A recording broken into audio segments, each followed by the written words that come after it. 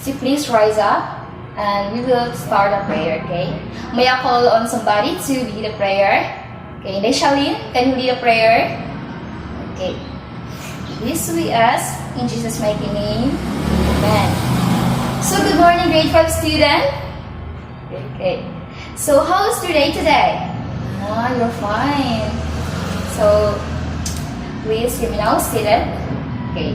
Before we start our class, I'm gonna check first your attendance. All you need to do is to raise your hands if you are present. Okay. Charlene. Oh, present. How about Mary Grace? Where's Mary Grace? Oh, present. Okay. So how about Titit?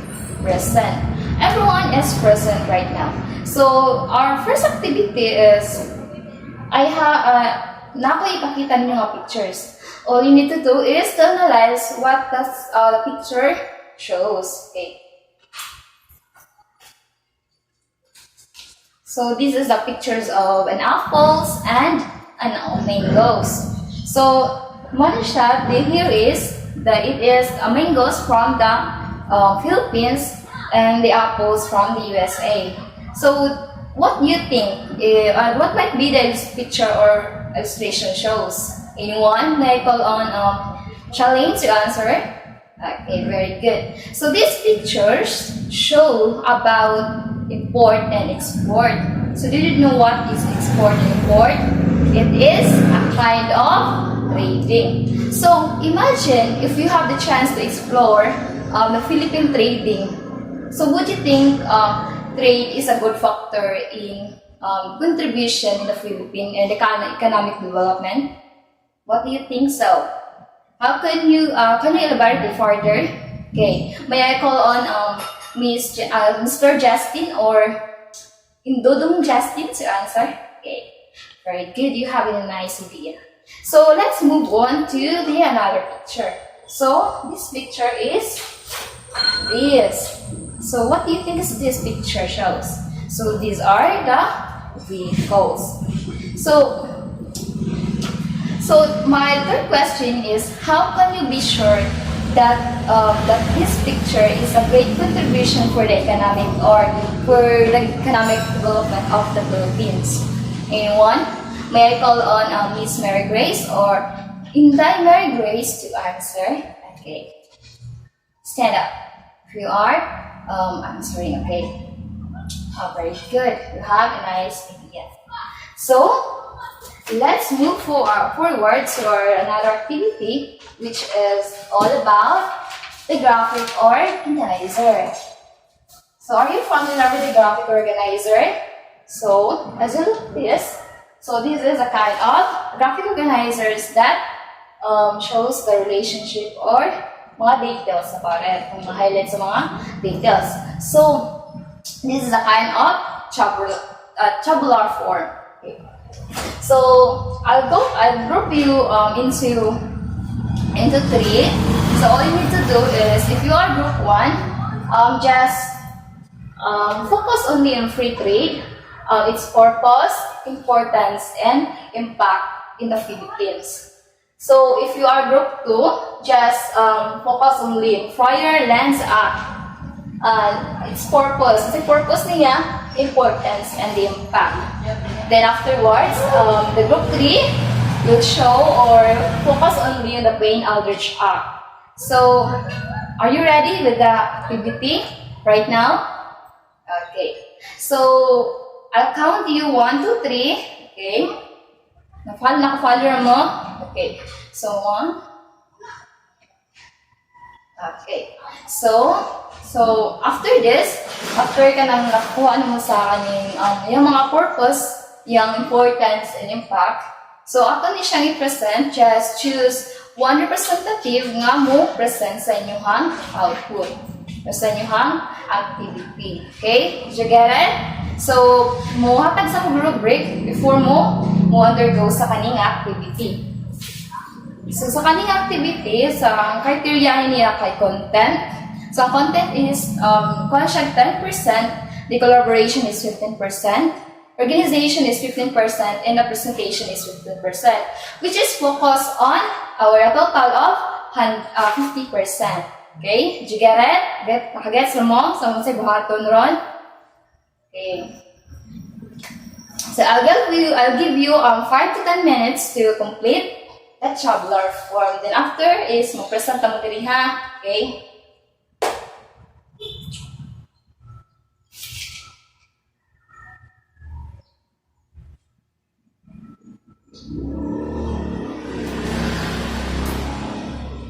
So, you are done. So, you have a good, well job. Okay? Nakakuha ng tanan. Let's move on to our main discussion today. So, our main discussion today is about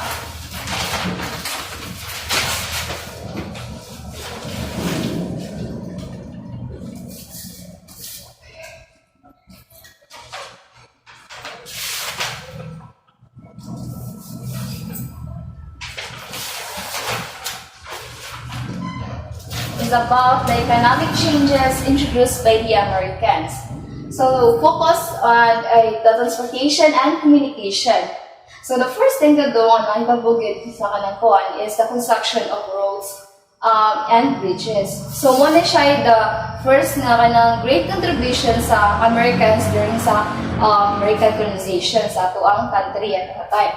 So, during sa kanang construction of roads and bridges, kay nakuha, namugna ni siya the inventions of Philippine National Railway. So, Manila to Dagupan Railway. So, this railway kay dako ka na siya, wide ka na siya na railway nga, gathered up from 195 kilometers, gathered up of 792.5 kilometers. So, grabe na siya ka-wide from, ang yung route niya kay kanang from Manila to Dagupan Railway, Manila to Dagupan, nahimo na siyang or na-extension ng roads sa padung siya sa Tayabas. Tayabas kay small na siya ang current or recent niya nga pangan sa Quezon City. So karon kay Quezon City na siya karon.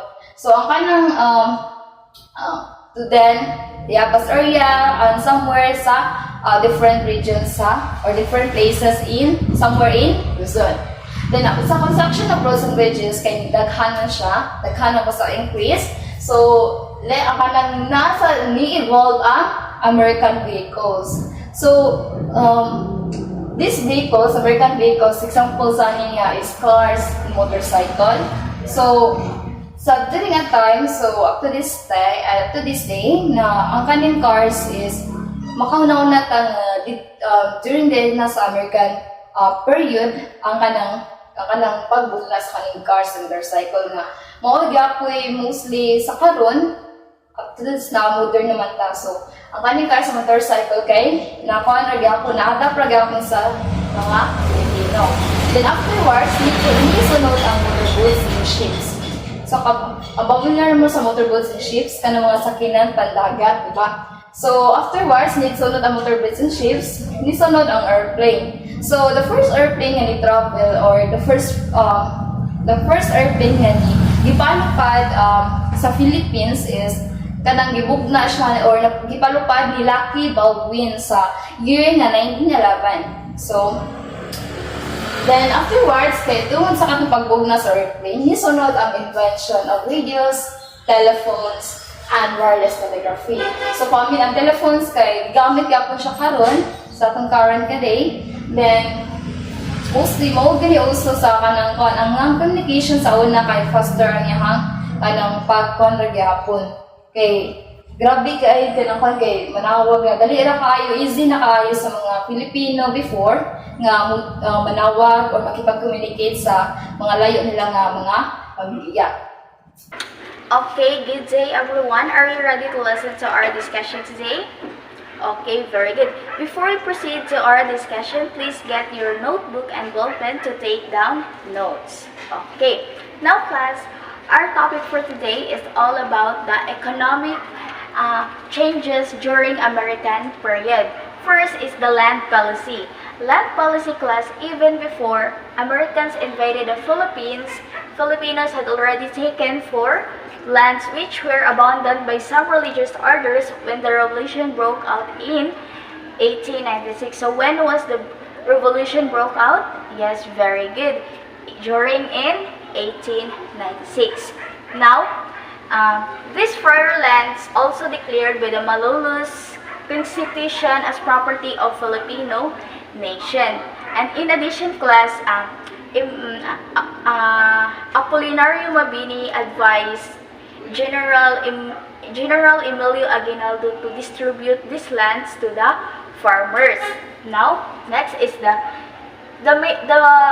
major problem of Malolos Republic is the land titling. So, mao jud na ang ilang major problem, which is the land titling. The Americans tried to solve the problem, these lands, through the establishments of the Philippine Commission. And this was also one of the plans of the United States to pacify the Filipino people. Now, next is the Public Lands Act of 1903. The Public Act 1903 was a result of the American government's decision to distribute public farmlands in the Philippines. So, the total survey that the country had is 27.7 million hectares. So, mao jud na ang ilang total number of country had, which is 27.7 million hectares. This land policy granted free patents to the Filipinos who are already living in public farmlands before 1903. For those people who want to acquire lands, they need to apply for free. Kung kinsa to ang mga tao nga mo-acquire sa lands, they need to apply sa ilang free patents. And next is, for farmlands up to, ang ilang farmlands patents kay naa sila ay 16 hectares then, and the payment is 20 pesos. Dayon, this payment can be paid in 5 installments. No? Nasa like 16 hectares, then ang ilang payment kay 20 pesos, then ang payment can be paid in 5 installments. And now let's proceed to the Friar Lands Act.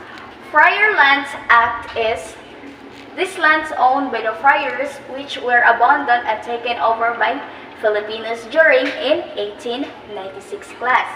Then, ang ilang total sa friar lands is 160,000. Then, the Americans bought the friar lands for worth 14.5 million in 1903. Pag 1907 class, kay ilang gipalit ang friar lands for worth 14.5 million.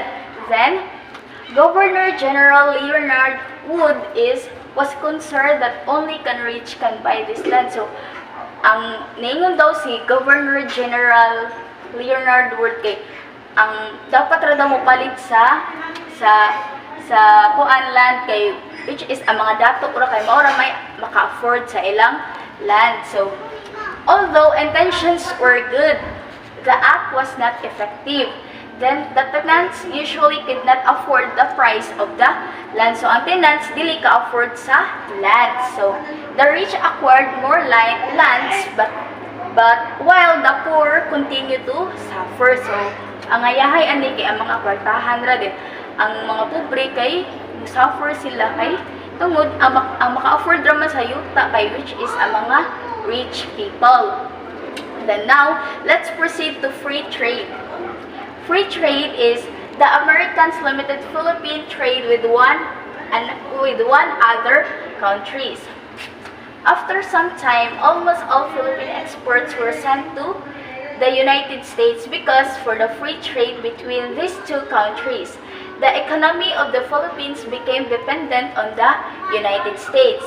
And any American product could easily enter the Philippines. So, ang American kay mo product pa dong sa Philippines, di ba mayano-yano ra nila no, pero ang Philippines gani mo product pa dong sa American, di ba daghan kay chichi-richi.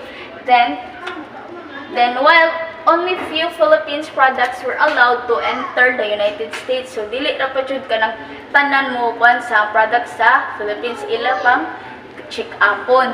The next is the Philippine Tariff Act of 1902. The Philippine Tariff Act of 1902 class was passed due to big demands of abaca in the United States. Then, abaca means was the primary exports of Philippines to the United States. The next is exporters. Exporters were required to pay $0.75 tax per kilo of abaca, but this amount fell into the hands of the American importers. Then, during a 1913 class the act was nullified when the Underwood-Simons Act took effect. Then next is the Payne-Aldrich Act was authored by Representative Serrano Payne and Senator Nelson Aldrich. Then was passed by the United States Congress on August 5, 1909. So, pag August 5, 1909 was passed by the United States Congress, then the Payne-Aldrich Act allowed the exportation without quota or set number American products to the Philippines. So, dapat without quota or set number of American products to the Philippines. So, next is, it is also allowed the exportation of all Philippines products except rice. So, di ba no? Dili tanan yano product makasud sa American. So, nadyoy pili ang makakuan sa Philippines padong sa American. If ang Americans gani ang product padong sa Philippines kay madali-dali ra nila og so then yung Philippines gani mo kuan ila pang daghan og kuti-kutihon class. So next is the quota imposed are as follows. So 150,000 is pieces for cigarettes, 100,000 pounds for tobacco wrappers, then 1 million pounds for tobacco contents. Then the last is the 200,000 tons for sugar. Then the last is the Philippine manufacturers, on the other hand, were in favor of the passage of the act because the entry of cheap materials to the United States could benefit them financially. So, nakasabot ra ba class? Okay, very good. So, mora na ang atong discussion for today. So since we're done discussing, this time, let's check if you really understand our topic for today. So, I want you to get one whole sheet of paper and answer this question in 10 minutes. So first, list down at least 5 contributions of Americans in transportation and communication in the Philippines. Second, identify what law is being referred in each statement. And lastly, this American colonization is crucial for the economic development towards the Philippines. Why? And justify your answer. So, time is up. Let's check. So, the answer number 1 is mao nang kanang yung makita sa screen. And if na clarification, please don't hesitate to ask.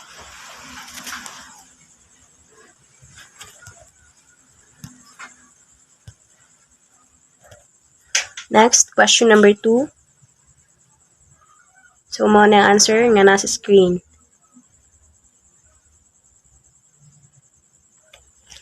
And lastly, number 3.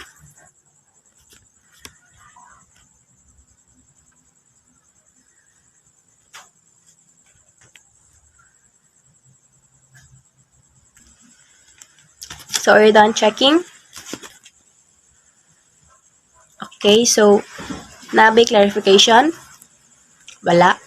Okay, so, very good everyone, no? Kay I can see that you are really paying attention for our discussion today. So, since you're able to answer all the questions, now I am giving you your assignment. And ato ni siya check-in next meeting. So, if you're done copying your assignment, you're free to leave the meeting and please don't forget to answer the one kay next meeting ato na siya answeran. Thank you and God bless everyone.